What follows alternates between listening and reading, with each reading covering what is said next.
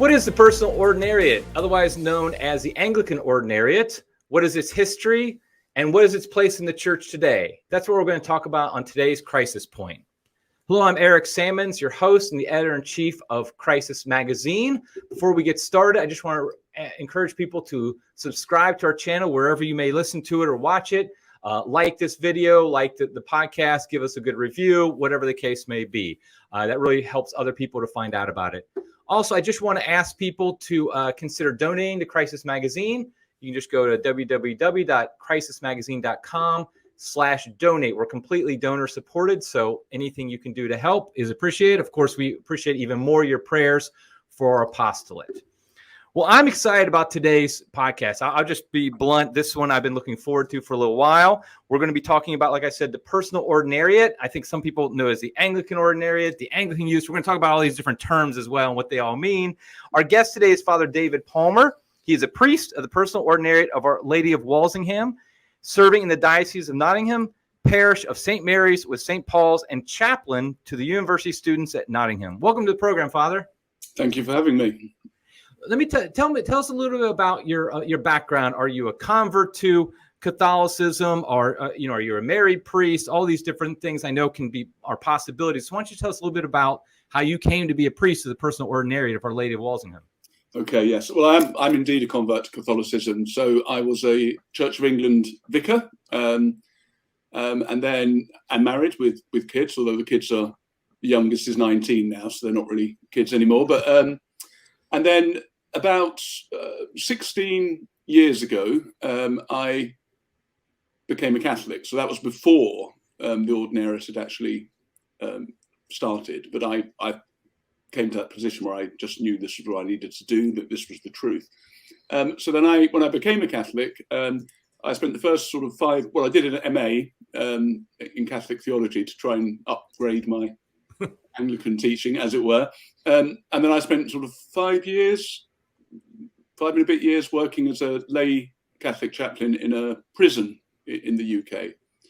And then when I was working in the prison, I had a phone call from an Anglican vicar who was going to come through this ordinariate process and said, I think, would you be interested? And so it kind of went from there, really. Okay. So what year then were you ordained into the Catholic priesthood? So I was ordained 2011. Okay. And that was directly into the Personal Ordinariate at that time? Into the Personal Ordinariate, yes. Okay.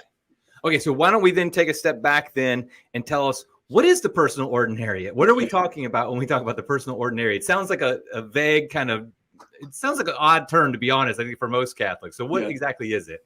Okay. Well, the actual phrase itself is Personal Ordinariate, which what it means is that it's not, so you can get a military ordinariate, for example. And so it's not geographically based.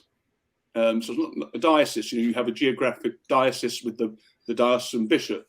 So in an ordinariate, you're connected to your ordinary personally rather than geographically. Okay. So the Personal Ordinariate of Our Lady of Walsingham, and the other ordinariates as well. There's one, the Chair of St. Peter, and the Southern Cross, I think it's called, so America and Australia as well.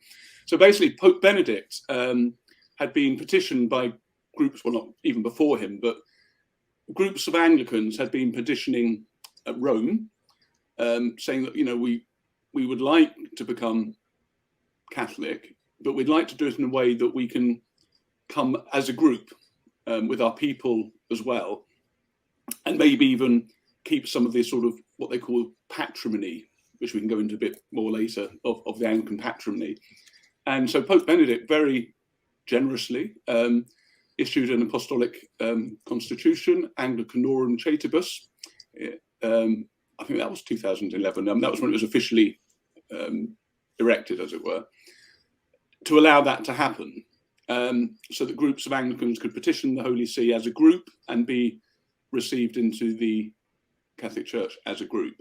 Now,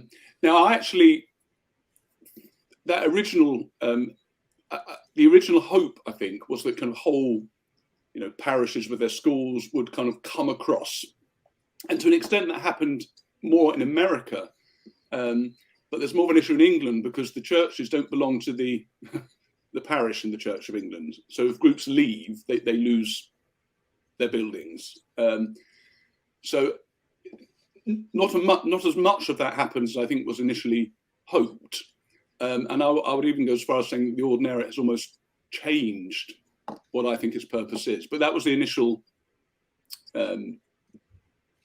idea. Right. Okay. So now, just to make sure we're clear, so personal ordinariate itself, the term, technically that could be applied in other situations in the future as well, right? It's nothing Anglican about the idea of personal ordinariate. It's just like this is the canonical structure. And so, and that's different than, I know there's like, you mentioned the military ordinariate. So if you are a member of the military, if you're a priest, I should say, of the military ordinariate, that means you answer to the ordinary. And just for people who don't know, ordinary is the canonical term, usually just for a bishop.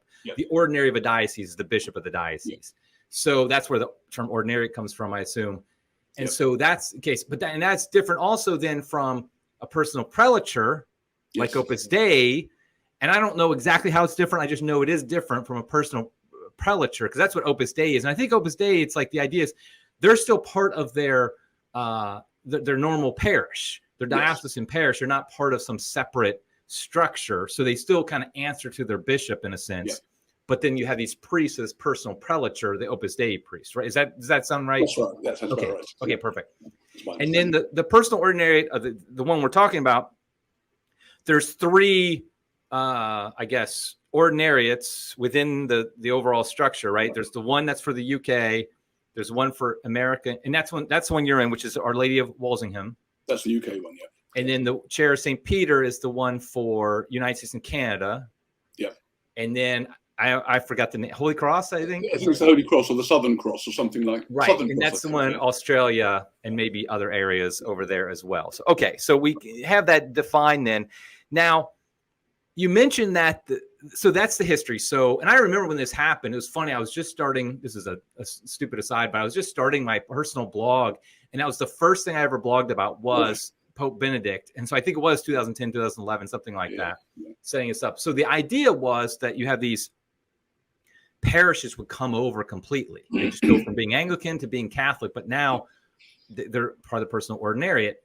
But you say that didn't really happen in the UK, at least, and for some obviously legal reasons, it sounds like.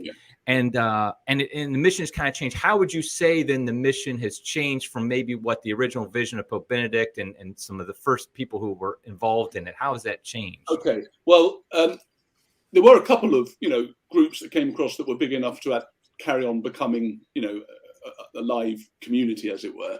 But in most cases, it was more sort of individual priests, individual lay people who kind of came across. And I would say, I think where the shift has gone is, well, what do we mean by patrimony?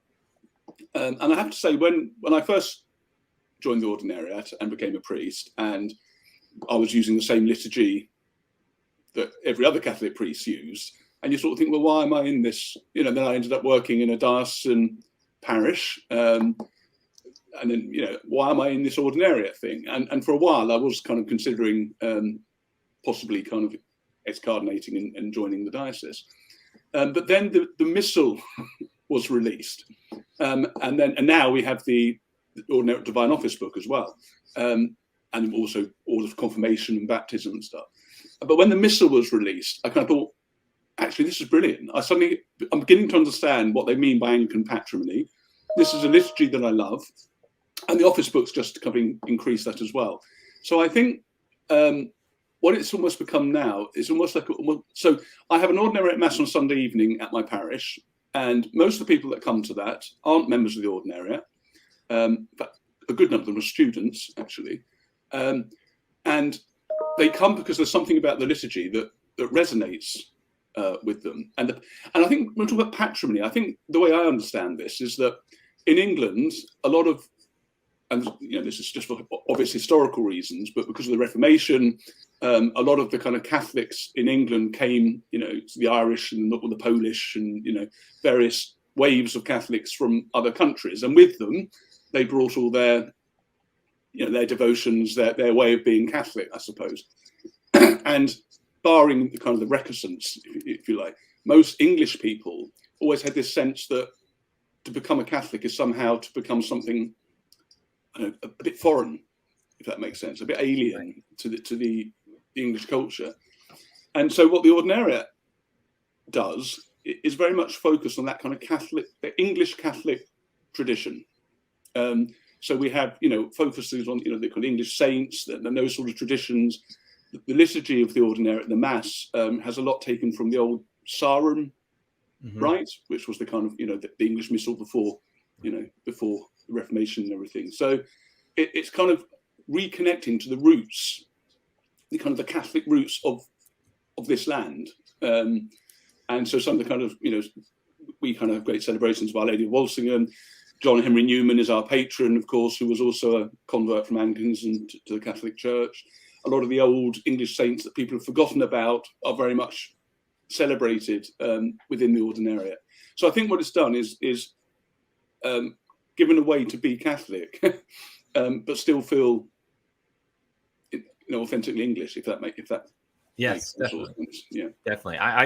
I personally, I have a great love of the English Catholic tradition. I've read, so much of the history. I'm reading a book right now, but Maisie Ward edited, and I can't remember, the English Way of Life or something. It's about Catholic saints from England, and it's beautiful. Yeah. Now, I want to talk more about the liturgy in a minute. Yeah. But first, I just want to make sure, like when we published at Crisis a few weeks ago, in our articles about the personal ordinariate, but I used the term Anglican use in the title I gave it, not the author didn't necessarily. And I had a priest of the personal ordinariate contact me and say that's not really the term. Yeah. And so I felt bad that we had used the wrong term. So I want to know, because there's personal use. A lot of people use the term Anglican ordinariate, and I've seen Anglican use, but Anglican use seems to be something different. And could you explain those different terms so we call things by the right terms? Okay, so the Anglican use, this was specifically, I think, an American thing. So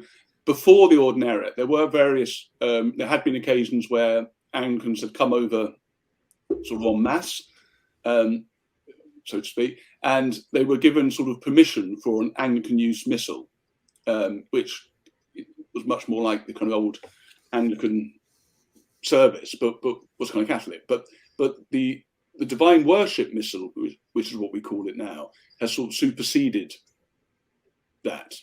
So although in some senses, there are I guess elements that are similar, it's a different missal, if that makes sense. Okay. And then in terms of the Anglican Ordinariate, that's helpful in terms, I suppose, of giving some idea of where it comes from. But of course, a lot of us will say, well, we're not the Anglican Ordinariate because we're not Anglicans anymore. It's the Ordinariate of Our Lady wasn't for former Anglican. Right. Yeah. You're Catholic. You're not Anglican. Exactly. Yeah. And actually, Pope Francis has actually broadened. So what you used to have to be a former Anglican to join, although you could go to Mass if you're not, if you weren't, obviously the Mass is valid and everything. But now, if you're baptized as a Catholic, as a child, but complete your initiation through the Ordinariate, you can join the Ordinariate. So, and if you're a Catholic and you marry someone with an Anglican background, you can join through being married. So I know an example of a family member actually who's Irish Catholic, born and bred, but he's joined the Ordinariate because he married someone that was an ex-Anglican, and now their child has been baptized in the Ordinariate. So as it kind of goes on, and when you say join the Ordinariate, you mean be an actual official member of a parish that's an Ordinariate parish, correct? Well, not even that. You can join without. So by joining the Ordinariate, you come under the ordinary of the Ordinariate. So you could still go to a local parish church and not go to an Ordinariate church, but still be a member of the Ordinariate. Okay. So the layperson, your ordinary, the person that you would kind of answer as a layperson would be the Ordinariate, ordinary, whoever that might be. Okay. So if you were to get married, for example, the records would go to the Ordinariate rather than the diocese. Yeah. Right. Now I know, I also thought I heard something about you didn't necessarily have to be a convert from Anglicanism. For example, I was a Methodist, and I converted to Catholicism, came into church. So would a Methodist convert, for example, be eligible? Because of course we are Methodist broke away from the Anglican Church. I think there are there is generosity. Let's put it Right. put it that way. Yeah. Okay. So, because I think I read that word like Methodists and maybe even Lutherans or something. I mean, I'm not sure why Lutherans, but something. It probably sounds just like we're not going to be real sticklers for who can join type of thing. So, now, so we talked a bit about the liturgy and the patrimony. Most of the people I would assume who are watching this, listening to it, either attend the Novus Ordo or the traditional Latin Mass. So explain to us, or maybe even, and I know we've had somebody on who talked about the Eastern Catholic liturgies, and so some might also attend the Eastern Catholic liturgies. So explain where the Ordinariate Mass, I assume that's the name for it, fits into that spectrum of the Novus Ordo, the traditional Latin Mass, and the Eastern Catholic liturgies. Where does it fit? Okay, so what I think the first thing I would say is I think, this is my personal opinion, that the Ordinariate Mass is probably the Mass that the Vatican II Council envisioned rather than the one we got, if that makes sense. So, so to put it, I mean, what it's most like, and I know some of my ordinary brethren would not like me saying this, but I think this is the easiest way to explain it. It's most like the best way of describing it is it's like the Latin Mass in Tudor English. Okay, so that's the kind of, so it tends to be ad orientem. There's prayers at the foot of the altar, silent offertory prayers, double genuflections. All those things are written into the Ordinariate rite. The calendar, although we keep the saints and everything of the Novus Ordo days, but we have seasons. So we have pre-Lent and all that sort of stuff as well. So if you're a cradle Catholic, you go to an Ordinariate Mass. What you will probably think is this is like the old Mass but in Tudor English. Okay. Now, mention the calendar. So, for example, do you have Septuagesima season? Yeah. Okay, so you have that. But like, for example, the changes how saints were moved. For example, this week when we're recording it, St. John Chrysostom on the new calendar, I think it's September 13th. And on the old calendar, it's January 27th. Which one would they do of that? No, we do the new calendar is the calendar that we have to use for saints and things. Okay, and so the readings would be the same as the new lectionary, although we don't use the same. Well, I think the Americans would be different, but in England, the translation we use in the Ordinariate is the Revised Standard Version, which the rest of the Church in England doesn't use. They use the Jerusalem, I think, or something. So do you have, like in the new Mass, first reading, Psalm, second reading, and then Gospel? Yes, although the Psalm can be, the Psalm's optional because we also have the thingy, what they're called, gradual. Oh, right. Okay, you do have a gradual. Optional, okay, which is in the Missal. Now, what do you do on a day like Septuagesima Sunday, for example, which would be the fifth, let's say, Sunday of ordinary time, but it's Septuagesima Sunday? How would you do readings on that day? Like, how would that work? Because that seems to be, you wouldn't want the readings for the fifth Sunday of ordinary time. Yeah, no, I'm afraid that's what they have given us. So that's so basically it's the same, but wearing purple. Okay. Rather than green. And I guess you don't, and you wouldn't say the Alleluia. I assume. What's the Alleluia? No. Right. Okay. Yeah. Okay. So it's got a little bit of both, but it sounds like it's much more leaning towards the traditional Latin Mass as far as the liturgy itself. Even with the last Gospel at the end as well. I mean, yeah. So the whole structure, the structure would be very, very, very recognisable to anybody that goes to the Latin Mass. And to be honest, a lot of the students that come to my Mass on Sunday evening, once a month there's a Latin Mass they go to, but the other 3 Sundays it's not there, so they come to me. So I think they see it as a kind of halfway gateway drug, maybe. Gateway drug, exactly. That's right. Now, explain also, and I think I have this right, but I want to make sure everybody else understands it. So the Eastern Catholics, they have a different rite. And I know there's a big controversy right now. We'll talk about this in a little bit. In the Roman rite, there's the form, the ordinary, what was called the ordinary form, and the extraordinary form, which Francis seems to be getting rid of, but let's not go down that path. But just is the ordinariate then a rite or a form of the Roman rite? It's a form. Well, I think the official term is it's a use of the Roman rite. Okay. It's not a separate rite. But that does raise, not wanting to go too far down the line you just went there, but it does raise the issue when the document came out saying that the Novus Ordo, if you like, is the only form of the Roman rite. You think, well, that's not true. So we have the ordinariate use, we have the Dominican rites. So actually, I don't understand how they can use that. My concern as an ordinariate priest is, I know this is me being selfish, but they could use the same arguments to try and suppress the extraordinary form with the ordinariate use, as far as I can see. Right. I hope they won't. But I thought that too when I ran those articles a few weeks ago, Crisis, and I saw that it was actually, and somebody explained to me it's a separate form or use of the Roman rite. I'm like, well, hold on a second. They're saying the Novus Ordo is a unique expression with the implication it should be the only one. Yeah. So what happens to the ordinary? Let's not give me ideas. No. I don't think they thought through it, so let's hope they don't. Yeah. Right. And like you said, the Dominican rite, there's a parish in my town that used to celebrate, is Dominican parish used to celebrate the Dominican rite.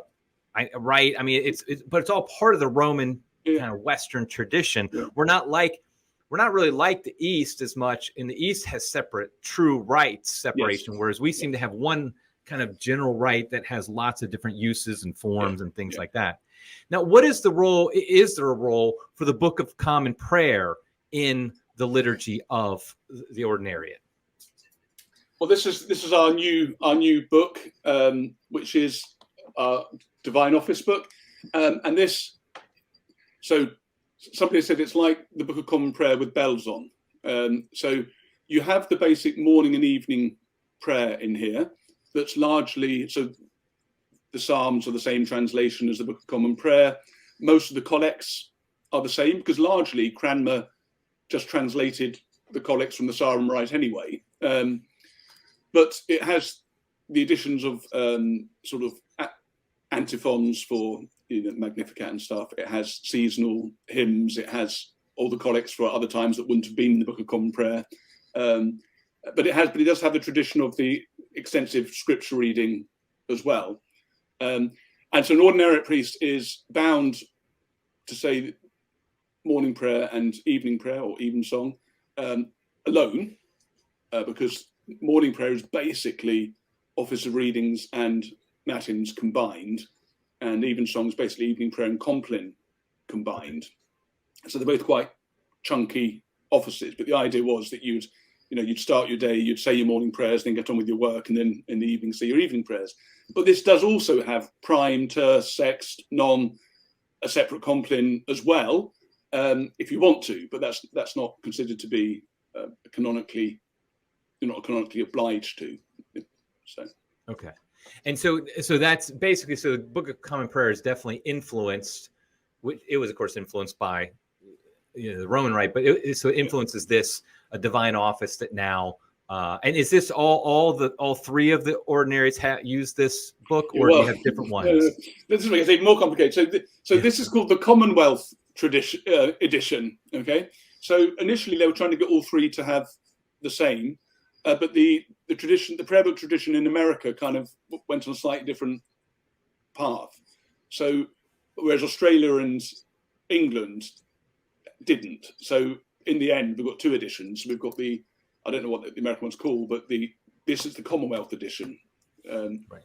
Australia being its Commonwealth, current Commonwealth even. But so yeah, but I haven't looked at the American one, so I don't know how different they are. But I wouldn't thought it'd be hugely different. But.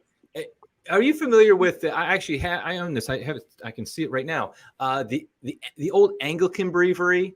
Yes. Mm. Yeah, I have that, and it's beautiful. Yeah, I think it's beautiful. Wonderful. Now, how is that different than from what you're using now? This old, and for those who aren't familiar, it's from.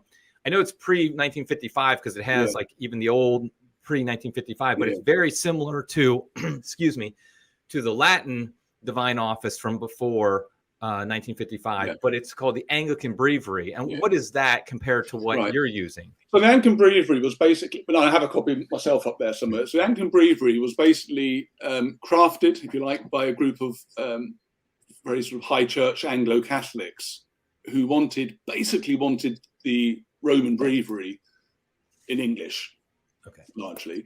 But they also did twiddle a few things. So I think they added Charles the Martyr feast for him, which of course no self-respecting Catholic would have. But yeah, so basically they would produce it, and it's a beautiful book, with all the kind of the readings for the saints, and I mean it's absolutely glorious. And then of course Rome changed it anyway, so it's a bit of a historical curiosity as well. But it is absolutely gorgeous. So the divine worship one, the breviary, more so than the mass, does draw more on the old prayer book tradition. So you have those two hinge offices of morning prayer and evening prayer. And I mean, the Bible is bound in here as well. And readings, you read through almost the entire Bible in the course of the year as part of your office. So there's a lengthy Old Testament and New Testament reading in the morning and in the evening, which is a very kind of Anglican tradition. But then the smaller offices are much more similar to the Anglican Breviary, if that makes sense. Right. Okay. I'm getting a little bit into the weeds here, but I'm very fascinated by it, so I don't mind. The language is great. Now, I guess a question arises: why should there be like this special group set up for Anglican converts? You know, I'm a Methodist convert. There's Lutheran converts. There's Baptist converts. Why should the Anglicans be treated differently and given their own group? Why shouldn't they just be thrown into the whole general church, the general Novus Ordo, and all of that? What makes it different? Yeah, I mean, I think there's a couple of answers to that. I think the first answer is that I think Pope Benedict was actually hoping that this might even be a model for ecumenism. So, we talk about ecumenism a lot, and we're going to work together, but actually it's all a bit pointless if the eventual aim isn't visible unity. And we're not going to get visible unity by all becoming Baptists or all becoming Methodists. That's just the only place that unity could happen is with Rome. So I think it was an attempt. So is there a way that we can actually say to our ecumenical partners, and of course Anglicans is easiest to do with because in many ways a lot of the traditions in Anglicanism are less far away, if you like, than some of the other traditions. Is there a way we can say, look, you can keep something of that in your tradition which is good, but bring it into union with Rome? Yeah, I guess rather like, if we say the Eastern churches, that came back into union with Rome. So they kind of come back into communion with Rome, but are still allowed to keep something of their patrimony. So you'll get, Ukrainian Catholics saying the Jesus prayer or icons. So I think that's it. That's the kind of model. And there was talk. I don't think anything came of it, of some sort of Lutheran ordinariate being set up as well. But I don't know if that's got anywhere. And to be honest, it's obviously with the Eastern churches, they were fully Catholic in essence before in the sense of their liturgy, the sacraments, all that. So it was pretty easy then to bring them back and just say, okay, now you're in communion with Rome, but you can keep everything you had other than that. And then with the Anglicans, I mean, let's be honest, they definitely, there's at least a tradition within Anglicanism that is far closer to Catholicism than anything you'd find in Lutheranism, and definitely like Baptist or anything like that. So it does seem to make sense, because although the Catholic Church did not recognize the orders of Anglicanism as valid, you still had a lot of the same structure, a lot of the same general, at least the high church. I'm not talking about the wacky Anglicans, but and of course the high church is the background to this as well. I mean, so in some ways, hence John Henry Newman being our patron. So for those that don't know, of course, I mean, within the Church of England, particularly from the time of the Oxford movement, there was a group who have longed for a union with Rome and the Anglo-Catholics. Now, a lot of those gave up and became Catholic, including John Henry Newman, but others kind of carried on. And that tradition carried on in the Church of England always losing some people to the Catholic Church on the way. It's been a great way of converting Anglicans, actually. And at one time there was this hope that, you know, I think at the time Archbishop Ramsey and Pope Paul, whatever it was, who came to England, and it almost looked like there might be a possibility of corporate reunion, but that was kind of thrown under a bus really with the ordination of women, because once the Church of England's done that, you can't come to an agreement where we say, okay, you know, we'll take you and reordain all of you, because the situation's changed. Right. And I think for many Anglo-Catholics, that was the moment they realised that this was never going to happen. So they had to, you know, make the decision to go to Rome, and the ordinariate kind of came out of that probably. Right, and you may not know this since you're not Anglican anymore, but is there still like the high church movement within Anglicanism? I would think, of course, the ordination of women, which happened in the 70s, right? 80s. 80s, okay. And then they started ordaining women as bishops as well at some point. That was later, I think. But I would think that would have really killed the high church Anglicanism. But is there still a relatively strong high church movement within Anglicanism? It certainly isn't as strong as it was, because a good chunk of us, I suppose, have joined the Catholic Church. There are, I mean, so for example, the famous example would be the Shrine of Our Lady of Walsingham, which has an Anglican version as well as a Catholic version. And that was always the kind of great centre for Anglo-Catholics. Now, that still exists. It's still just about going on, the Anglican one. But you do get to a stage where you think, well, those who are still, I mean, it's very much weakened as a position. Because it's not coherent anymore, if it ever was, but it definitely isn't now. And you do get to a stage where you think those who are still doing it are more interested in, I mean, I don't want to be too insulting, but more interested in dressing up and playing a role than the truth. Right. Faith would be my take. So there was a bishop that recently converted from Anglicanism back in September. And what was his name again? Michael Nazir Ali. So, and I think he was from the evangelical wing, not the high church wing. So was he brought, do you know him, and was he brought into the personal ordinariate?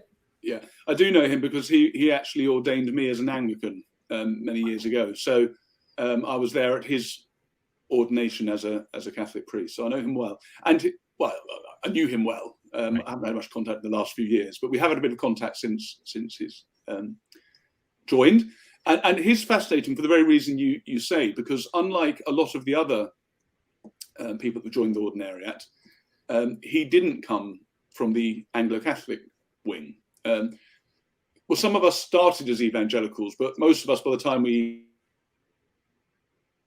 gone up the candle, as they say. But he was one of the leading evangelical bishops. He was a bishop of Rochester, the Anglican Diocese of Rochester. So that was quite a significant role of bishopric in the House of Lords, I believe, when he was a bishop of Rochester. He was one of the contenders for the Archbishop of Canterbury. It was between him and Rowan Williams back in the day. They were the two names.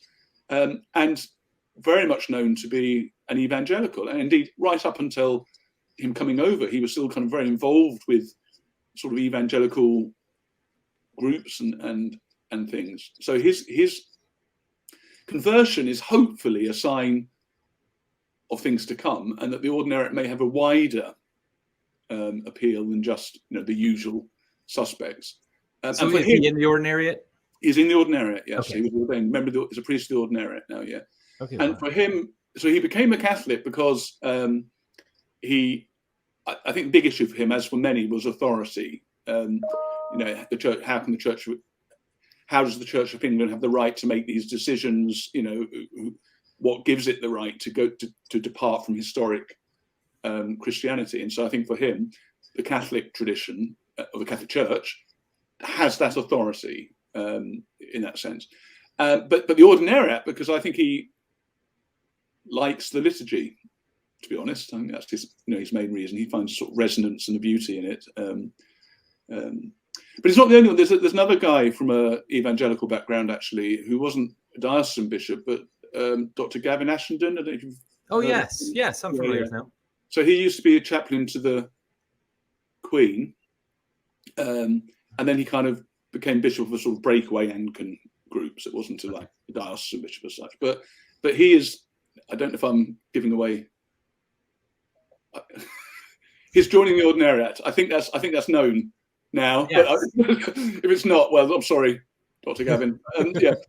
So I think for a similar reason. So initially he joined he became a diocesan Catholic, and now, particularly with again the liturgy, that he's kind of come on board as well. So, and he wasn't from a high church background. So we are beginning to see more people, and I suspect partly the office books helped with that, because the mass is very clearly very high church Catholic, whereas this has enough of the kind of middle of the road Anglican sort of scriptural basis to be perhaps less threatening, if that makes sense. Right. Yeah. No, that does. Yeah.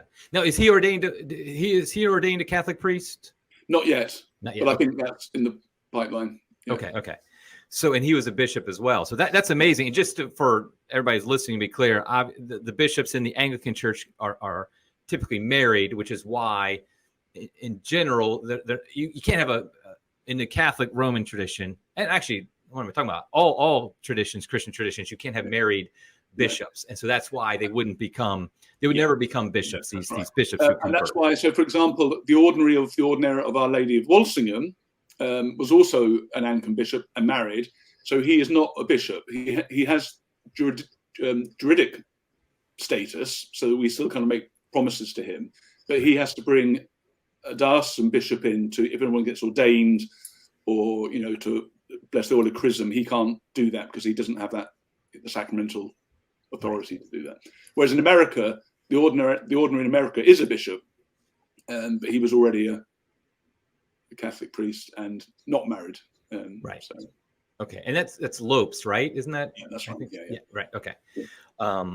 Okay. So now I wanted to ask, how would you say the day-to-day spirituality? You talked about it a little bit, but the difference in spirituality, just day-to-day in the prayers, in the maybe the saints, and all of that. How would you say that would differ from maybe what a typical person who attends the Novus Ordo or even a traditional Latin Mass? How is it different for somebody who is a member, not just somebody who just goes every once a month because the Latin Mass isn't available, but really is part of the Ordinariate? How does their spirituality differ? Yeah, I think if you're actually, so again, if you're using the office book, that's the kind of clearest way, because it actually saturates you in Scripture, which was very, very much, that is one of the strengths of Anglicanism, actually, So it's very scripturally rich. The language is a sort of sacral English, which isn't common in a Novus Ordo Mass. But sometimes, the new missal's a better translation than the old one, but even so, sometimes it feels a bit like kind of committee English, whereas this is kind of very poetic and beautiful English. And because it's a kind of language that we don't talk in normally. This might sound a bit counterintuitive, but we don't normally speak this English. So when we go into Mass or into our morning prayer using this language, it kind of takes you into different space, almost, if that makes sense. Sort of sacred, right. But the language itself has cadences that seem elevated,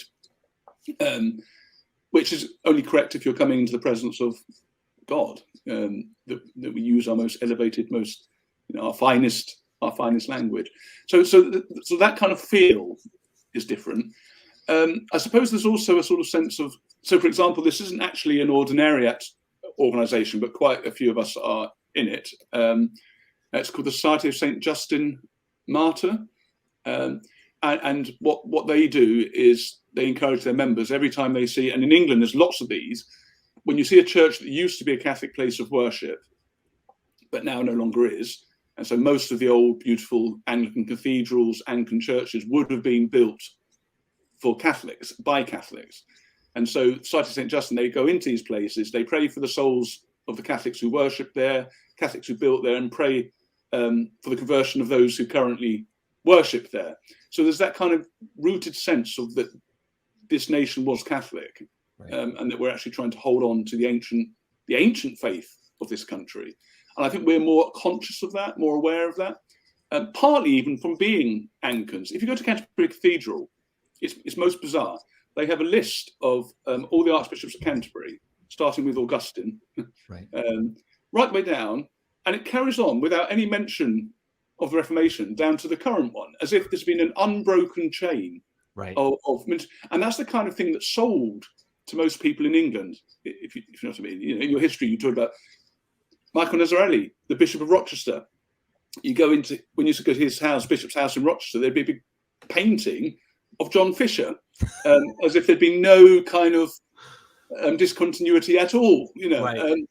I'm not sure he would no longer argue that, but by the way, and I think it's that kind of awareness that actually, no, there's a kind of cuckoo in the nest in our country, and it's having that awareness and praying, that deep desire for praying for reunion with the universal church. And if that kind of gives a sense, I mean, Yeah, definitely. I think it's really beautiful because, like we were talking about, in the East, you have a lot of different traditions. You have the Melkites, the Ukrainians, and we might on the West make them think they're all the same, but they really do have very distinct differences in their spirituality and even in their liturgy and things. And here in the West, we tend to just lump everybody together, no matter who if they're Polish or if they're German or whatever. But this is like saying that the English, at least for that, is a specific thing.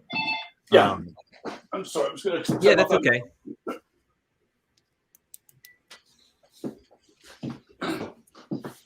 Yeah, that's okay. But yeah, so the English, allowing the English to be English, to not distance themselves from their heritage. As you said, it's a very Catholic heritage that was lost in a lot of ways, of course, in the 16th century. Yeah. Now, one thing I wanted to, you mentioned that I think it's a huge controversy among Catholics, but it sounds like the personal ordinariate is going a whole different direction, and that's the issue of language in the liturgy, because usually it's seen as there's two options in the West: the Latin or the vernacular, which is basically the language of the common man as spoken in normal. And I know one of the biggest arguments for the Latin in the liturgy is that it's precisely a sacred language, and it's not a common language that you just, like, you're talking to your friend at the bar or something. Yeah. But yet you're giving a third option, which is, it is vernacular. I mean, you would understand, English speakers would understand it, yet it's not what you speak at the bar or wherever you might go. And so I think that's an interesting thing that I think that in the West, because I do think that's also similar to the East, because I'm pretty sure a lot of their liturgies, they're in the vernacular, but often they're in old, like Church Slavonic or something like that, which isn't really, it's kind of understandable, but not really. Does that make sense? Is that kind of what we're talking about here? Yeah, that makes total sense. And I think that's exactly what it is offering. And I think that's why we get kind of quite a few of these young Latin Mass types who take refuge to an extent at the Ordinariate Mass. And partly some of them are also my students at the universities. That helps as well. But people do want beauty. And I think, I mean, to get a bit controversial for a second, if you think about the kind of the history of the art in the Catholic Church, the beauty, the gorgeous art, and then for this synod thing, we come up with what looks like a play school. Right, it's Sesame Street. Yeah. And you kind of think, but people do want beauty. People do want transcendence. People do want to feel taken out of their, I mean, there was an Anglo-Catholic tradition. A lot of the great Anglo-Catholic churches, the ones that worked back in the day, were built in kind of slum areas in England, but they were absolutely ornate and beautiful. And the whole idea was, when people step into here, they get a sense of heaven, of transcendence, or something that's beyond their everyday experience. And the Ordinary Liturgy is certainly trying to keep that. There's a great sense of reverence, beauty. That's very much the the focus of it. Right. And so I think, so I mean, in many ways, when they used to talk about the reform of the reform, which is a bit out of date at the moment, but things might change. This is kind of this.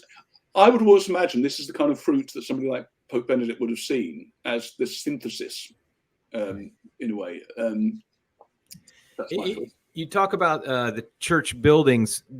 Are most ordinariate parishes, do they have their own, or are they sharing? Are they using a diocesan parish? At the stage, most are sharing. So in lots of cases, the ordinariate priest is not actually running the church. Even he might be visiting. In some cases, the ordinariate priest is the priest of the church, but he'll have to also do the Novus Ordo masses, if you like, as well as the ordinariate mass. That's probably the most common. There are one or two places where they've actually, completely set up their own churches, but the vast majority there's some sort of. But I don't think that's altogether bad. In that, because I've got a parish, and then Sunday morning, I say my Novus Ordo mass, and people come along. Sunday evening, I have the ordinariate mass. What happens after time is that people from the Novus Ordo masses get to know you. They know you're not going to wreck everything from their viewpoint, that you're going to let them have the mass they want. And then they actually start being more open to the other one. So I get quite a lot of people now that will come to the ordinariate mass as well, or will alternate. So one of the things about Anconorum Caetibus was also about sort of sharing the riches both ways. So, and I think in that sense, by having it a bit more permeable, perhaps, there's a sense that the hope is, for me, that some of the riches, certainly in terms of reverence and all that sort of stuff, might actually seep beyond the ordinariate mass into the wider. I've got several priests in the diocese so a priest can say an ordinariate mass who isn't in the ordinariate if they're either covering for a regular one, or it's a particular ordinariate event. I have several priests in the diocese now who are diocesan priests who now have learned how to say the ordinariate mass because they enjoy it. So every time, if I can't make a particular Sunday, I've got a whole group of them who will very happily come running over to say the ordinariate mass. So. It's a very Pope Benedict. You can tell it was created by Pope Benedict because that's exactly what he was also intending with Summorum Pontificum as well. Was this idea of some sharing so that the good things bleed into the other. So that seems to be. I'm glad to hear it's working, at least in some cases where you are. And so, what is the? So we're going to finish up here, but a couple last questions. First is, what is the kind of the status of ordinary right now worldwide? Is it growing? Is it is it becoming more popular, or is it just kind of staying the same? Is it shrinking? What is the status? It is growing, but it's growing slowly. I think that's the best way of putting it. It is growing, and certainly more people are coming to the masses. But of course, it's actually quite hard to actually officially join. So I can say to my mass. So when I started, I had about only 10 people turning up. Whereas now we regularly get 60 at the ordinary mass. Okay. But a lot of those people couldn't join in if they wanted to. Okay. So I had a Polish altar server who wanted to join. Actually asked if he could join, but there was no way that we could get around the. So there's several things like friends. You have a hard cap. Yeah, exactly. I mean, just he'd have to. So but in some ways, but even that, it's not necessarily a bad thing because in some ways, as long as it is growing, which it is, it can actually root itself perhaps a bit better. If you get kind of huge influx, and it's all like so it's actually kind of developing, and we've got in England a couple of young men preparing for ordination, and we regularly have more ordinations than the average diocese does. So in England. That's not saying much, but right. That's great, though. That's good to hear. And where can people find out? So if somebody wants to really learn more about the personal ordinariate, maybe find out where ordinariate mass is near them, how would they find out? I know it's going to depend on whether or not they're in the UK or in America or Australia, but what's the best way to find that out? if you're in the UK, there's a couple of publications that are produced. One is called the Portal magazine, which as well as on paper, you can find it online, which is kind of the official Ordinariate magazine that has a listing of all the Ordinariate masses in the UK. There's another magazine produced by Friends of the Ordinariate, which is actually a better magazine, I think, in terms of, well, it's got a different purpose, but in terms of the kind of the history and theology, it's more in depth in those sort of things. The Portal's more, easy read. I don't know. I'm guessing the easiest way to do it if you're in the States or Australia is probably simply to Google the Ordinariate and see what comes up. I'm sure they'll have. I'll try to find a couple of links and put them in the show notes so people can, for each of the different or three Ordinariates. That's great. And I know you're on Twitter. Where can people find out about you? Well, Twitter's probably as easy. Well, do I want to encourage people to follow me on Twitter? I'm not sure. Yeah, that's right. I kind of hesitate before I ask you. You might not want them to. Yeah, but on Twitter, I am. What am I?